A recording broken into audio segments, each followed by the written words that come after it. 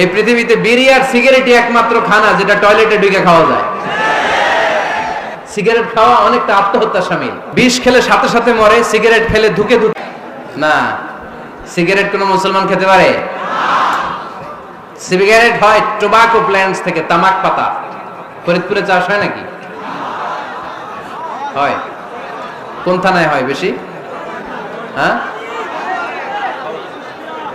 তামাক ক্ষেত যারা দেখছেন কোন বেড়া লাগানো লাগে? কারণ ছাগলও মুখ দেয় না। তো যেটা ছাগলে খায় না এটা কোন মুমিন বান্দা খাইতে পারে? তো খান কেন এগুলো, পচা জিনিস? হ্যাঁ, এই পৃথিবীতে বিড়ি আর সিগারেটই একমাত্র খানা যেটা টয়লেটে ঢুকে খাওয়া যায়, তাই না? পৃথিবীতে সিগারেট আর বিড়ি একমাত্র খাবার।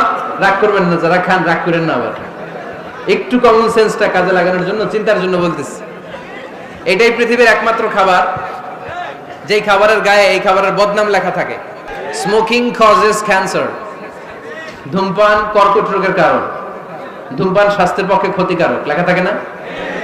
আচ্ছা ধরেন ফরিদপুরে একটা কোম্পানি নতুন চানাচুর বের করছে, ওই চানাচুরের গায়ে লেখা এই চানাচুর খাওয়ার 1 ঘন্টার মধ্যে বমি শুরু হবে আর ডায়রিয়া হবে। খাবেন?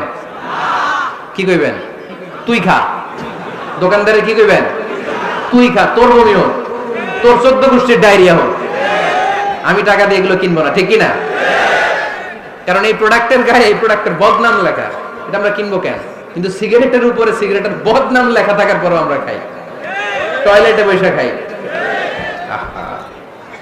এটার মধ্যে একটা পয়জন আছে, এটাকে বলে স্লো পয়জন, নিকোটিন। এটা আপনার লাং, ফুসফুসকে শেষ করে দিবে। Slow poison. সিগারেট খাওয়া অনেকটা আত্মহত্যা শামিল।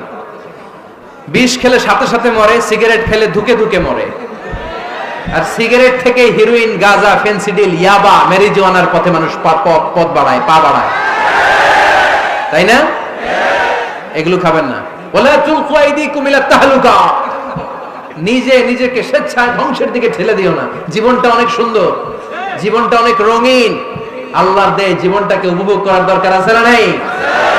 এই জন্য সিগারেটকে এই ফরিদপুরের প্রোগ্রাম থেকে আমরা আজকে নো বলে দিলাম।